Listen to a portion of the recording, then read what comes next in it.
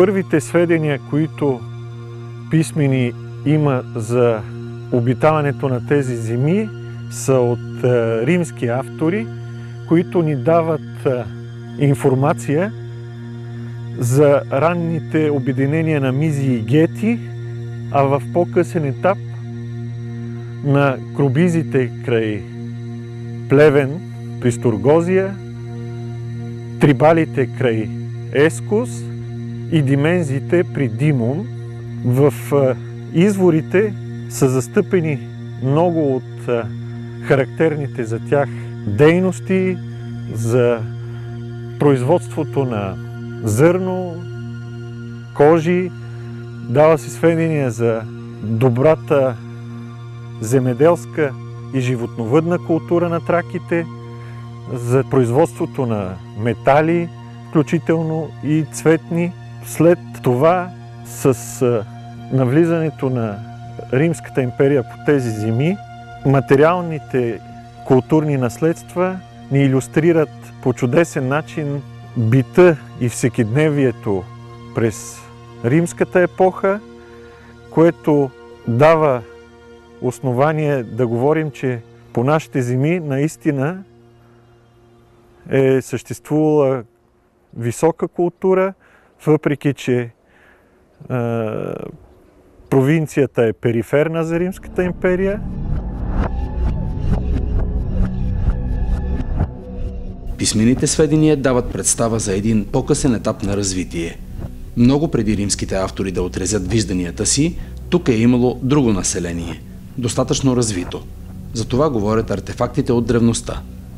Преди повече от 5000-летия е регистриран сравнително организиран социален живот. Предполага се, че именно тогава днешните северозападни български земи са били населявани от прахора. Те ловували, радвали се на живота, страдали и се прекланяли пред стихиите. Именно необяснимите земни и небесни явления доминирали в съзнанието на древните. Навсякъде по света и в частност по тези земи. В тези места имаме данни за обитаването им още от епохата на праисторията. Говорим за халколитната епоха. На това място е съществувал живот още от дълбока древност, обитавано също от траките в продължение на много векове. След това живота не прекъсва, напротив, продължава да се развива вече в границите на Римската империя.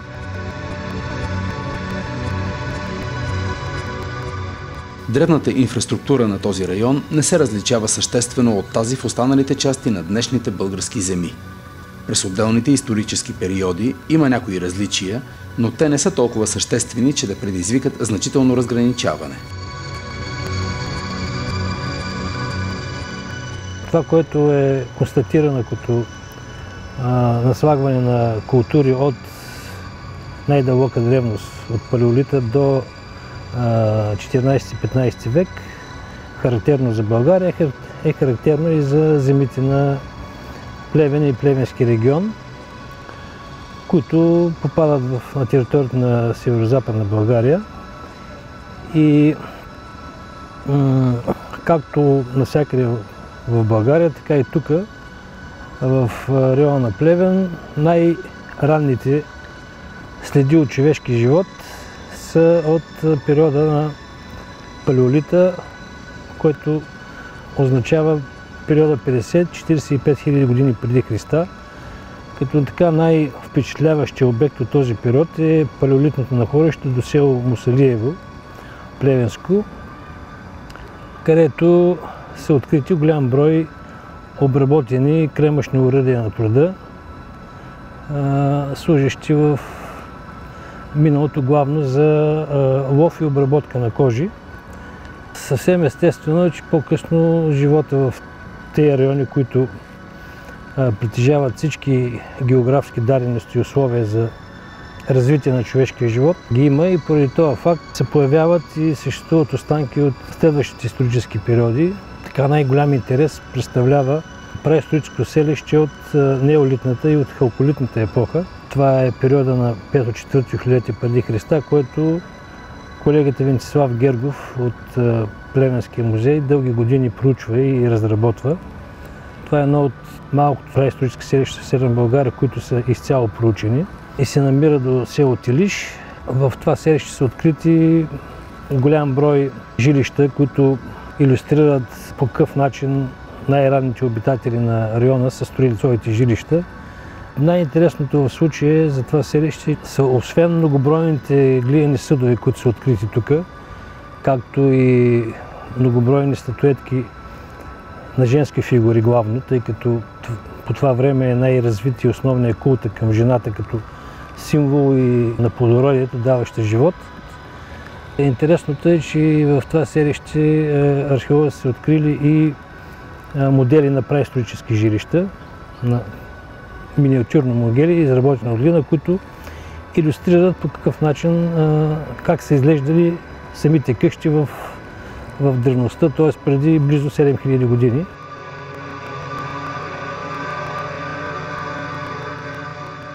Траките са оставили трайна следа в този район. Открити са битови, културни и религиозни предмети, които показват какъв живот са водили.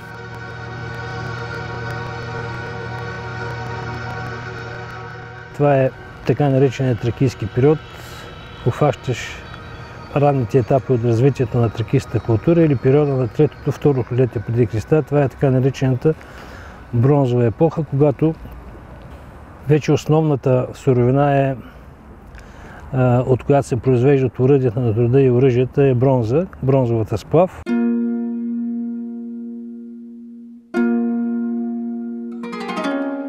Близо до село Вълчитрън е открито едно от най-забележителните съкровища. Историята му е повече от впечатляваща. Хората, които го изровили докато обработвали лозето си, дори не го отразили като ценност. Затова го вкарали в бита на своето прасе. Превърнали един от 13-те съда в копанка за храна. Именно в кочината е намерил един археолог и е спасил за науката. Заедно с останалите 12 съда.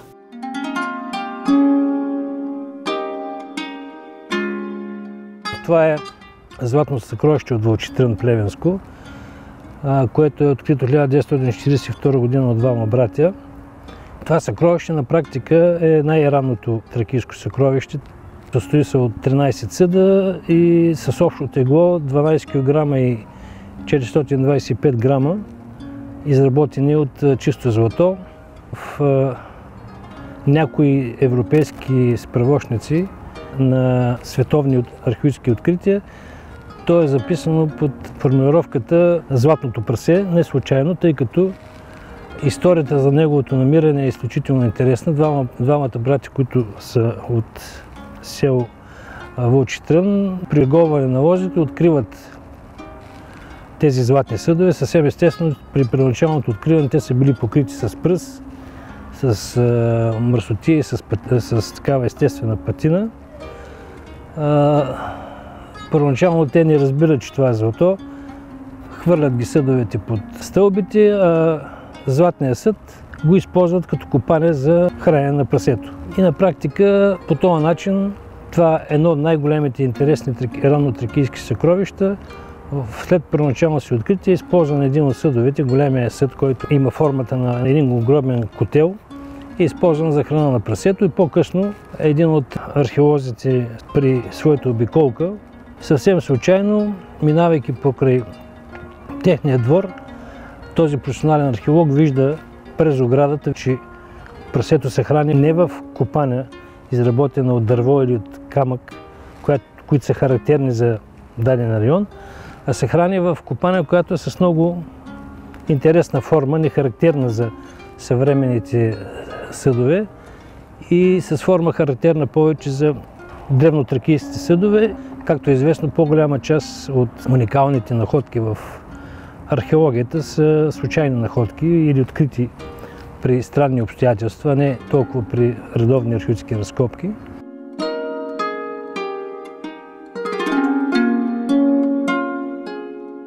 Това е странната история за откриването на Вълчитрънското съкровище. Доближава се до максимата за хубавите ябълки и прасетата, които ги ядат. С лека перифраза на сюжета. Вълчитрънската свиня просто не е имала шанса да изяде ценния съд. От научна гледна точка съкровището има изключителна стойност. Траколозите и до момента не са стигнали до единна позиция за функцията, която е изпълнявало преди хилядолетия.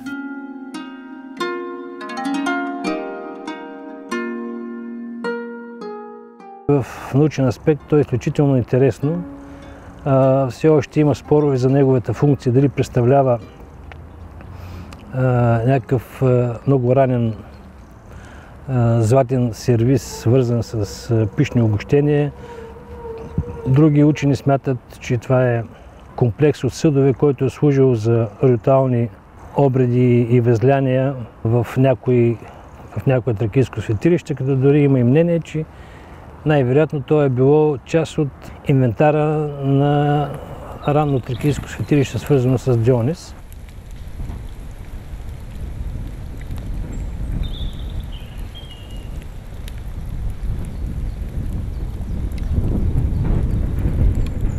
И след бронзовата епоха тук кипи социален живот.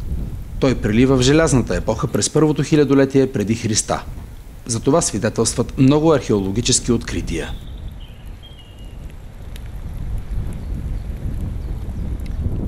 Колегите от Плевен са регистрирали голям брой селища, както селища, така и некрополи, които са от периода на елинистическата епоха.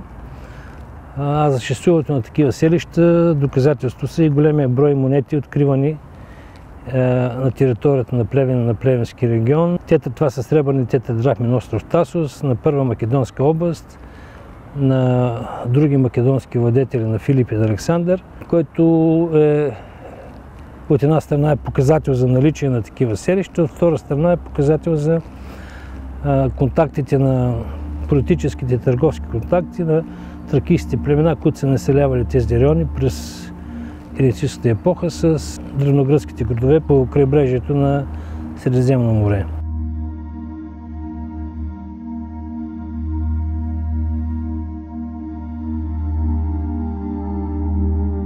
Периодът от първи век преди новата ера до първи век след Христа се характеризира с инвазия на Римската империя по тези земи. Територията на юг от Дунава е напълно подчинена около първото десетилетие от новата ера. Тогава днешната Плевенска област влиза в провинция Долна Мизия. Един от най-важните резултати е, че тук трайно се настаняват военни и административни структури на империята. Това маркира развитието на тези земи в един по-късен етап. Интересните обекти от античността на територията на днешна Плевенска област са колония Улпия Ескос при село Гиген, крепостта Сторгозия в местността Кайлъка край Плевен, кастела Димум на територията на днешния град Белене и започналите и разкрити структури при пътната станция Адпотея, село Рибен. Тези различни по типология обекти дават една добра представа за състоянието на живота и културата през античния период по нашите земи, защото структурите, които са разкрити в тези обекти, илюстрират по чудесен начин достиженията на античната цивилизация. Това са различни по тип обекти с различна функция, някои от тях, но те чудесно очертават периода на античността от 1 до 6 век. Те ни очертават административния, стопанския живот, културния живот, дори и всекидневието в римската епоха през периода 1-6 век и са чудесна илюстрация на универсалността на римската култура и цивилизация, макар и в един малък отрязък от тогавашната Римска империя, каквато е територията на Плевенска област.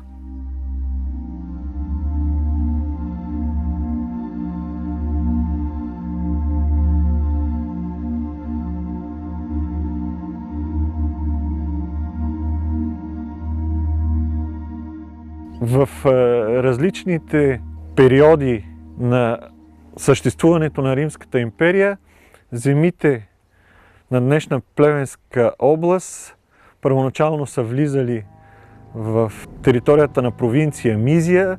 След разделянето и в края на първи век тук е била провинция Втора Мизия, а вече в късната античност територията на днешна Плевенска област попада в две провинции римски – Крайбрежна Дакия и Втора Мизия.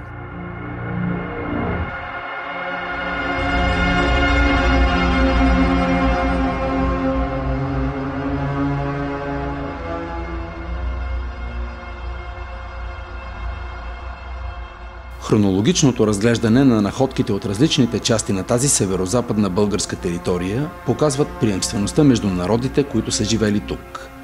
Различните епохи са преливали една в друга. Едни култури са изчезвали, за да ги наследят други.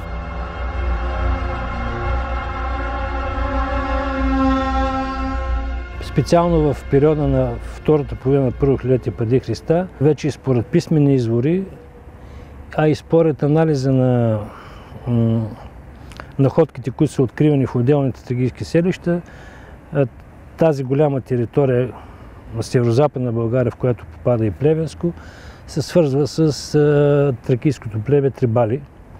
Това е едно от най-силните тракийски племена, които са населявали днешните газемини на България. Знаем 44 имена на такива племена, като наред с одрисите, бесите и гетите, това е едно от най-силните тракийски племена, с които не случайно Филип II и Александър III водят битки с цел на тяхното подчиняване по време на тяхните кампании за завладяване на Балканския полуостров. Имаме един по-късен писмен извор на римския географ Клавдий Птоломей, който в II век след Христа също нарича Ескус на трибалите, т.е. посочвайки местното население, как с тракийско население, как е неговият етноним.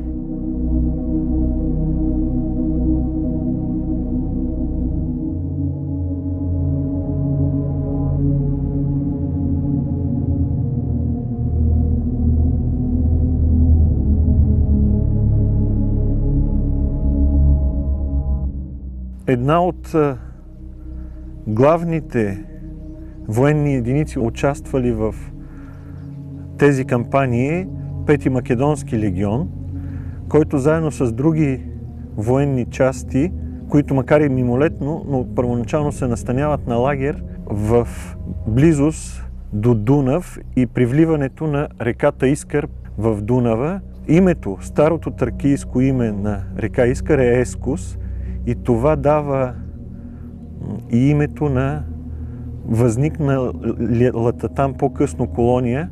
Първоначално в този регион, населяван от тракийското племе Трибали, се изгражда военния лагер на Пети Македонски легион и точно така е наречен Ескус на Трибалите. В динамичната военна и политическа история на Римската империя тази военна част играе голяма роля. След средата и 60-те години на първи век тази военна част отива в кампаниите на изток, в днешните земи в Мала Азия, в днешен Израел.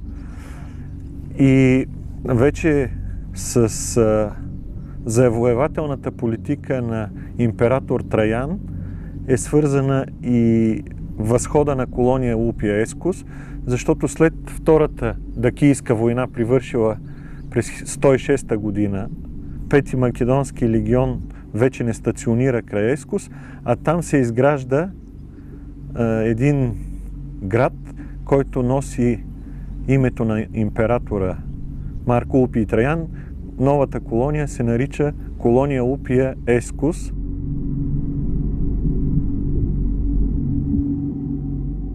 Това е града, който Траян построява през 106 година в чест на неговата победа над даките.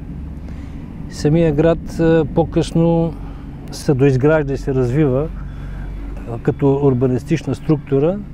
Разширява се форума, построява се, тъй като първоначално по времето на Траян това е бил един военен лагер.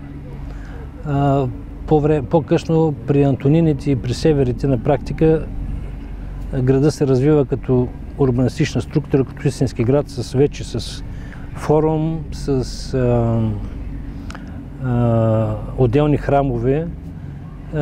Открити са няколко останките от няколко храма в самия град до периода на християнството. От Траян до северите са почитани главно божества от Трако-римския пантеон. И поради тази причина и там са намерени храмове, останките от храмове на Фортуна, на Миневра, на Юнона. Откриват се и също така и статуетки, които са свързани с гръцките божества Херакел и Зевс. А също така има и открити оброчни релефи. Това са оброчните плочи с изображения на тракийски конники на Митра. На практика тези оброчни плочи са един вид първообраз на съвременните икони. Това са божествата, които те са почитали и са ги изобразявали върху тези оброчни плочи и които са няколко път са поставени върху скали. Там, където има храмове, са поставени в самите храмове, на чието чест са построени. След приемането на християнството, основният култов паметник, това е голямата базилика, която цялата е проучена и експонирана. От тук само може да споменем една много красива, многоцветна мозайка, наречена Хейци, която е открита от Улпиескус. Един така важен момент в развитието на града е, че по времето на Константин Велики този град съществува, функционирал е много интензивно. Той построява като връзка с този град един голям мост, така наречения Константинов мост на Дунава, като част от тая комуникация Филипополис Улпиескус и връзката с Дунавския лимес, където са били разположени и дислоцирани основните римски легиони и лагери.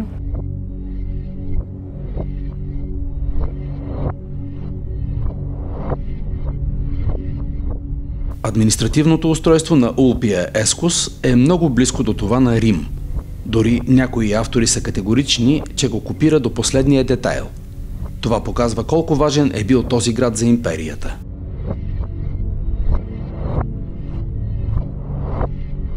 Колонията се е разпростирала на площ около 30 хектара. Тя е застроена по така наречената хиподамова система с пресичащи се под прав ъгъл улици с посока север-юг и изток-запад. Тези улици са образували квартали и инсули и в центъра на колонията е бил построен и форумния комплекс, който е с огромни размери, с няколко храма в този комплекс и гражданска базилика. В южната част на форумния комплекс се е намирал храма на богинята Фортуна.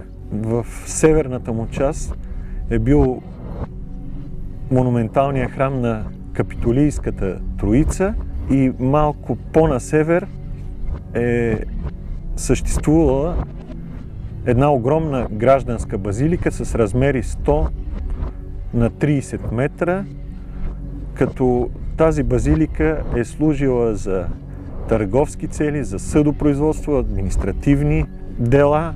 Цялото това великолепие е илюстрирано от находките, които са на терен, прекрасно обработени колони, капители, т.е. града е имал много бляскав вид, което ни потвърждава, че е играл важна роля в локалната администрация по границата на Римската империя.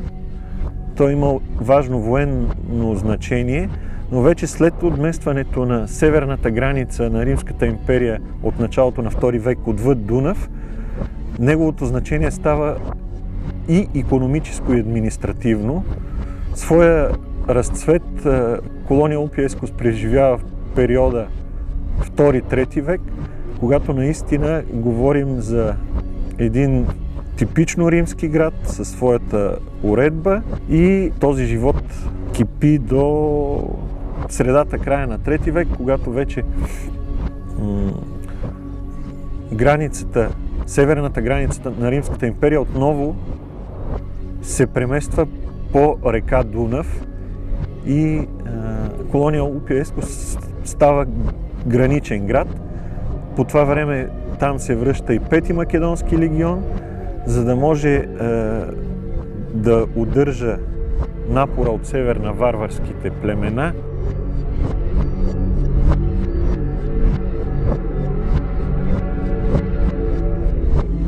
Историята на късната Римска империя е свързана с набезите на варварите.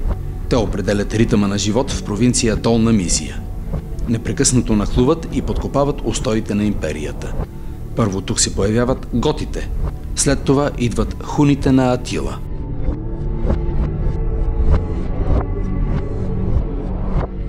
През 447 година те опожаряват Ескус, който след готските нападения в края на 3 век е възстановен и дори е построен мост на Дунава, свързващ южния и северния бряг на река Дунав.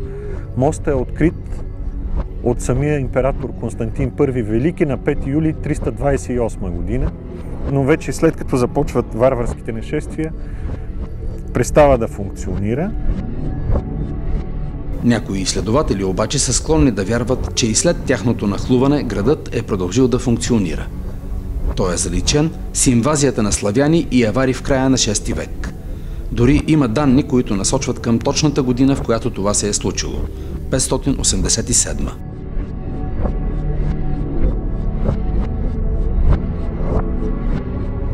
По-късно в периода на първата българска държава, там имаме сведения за живот и освен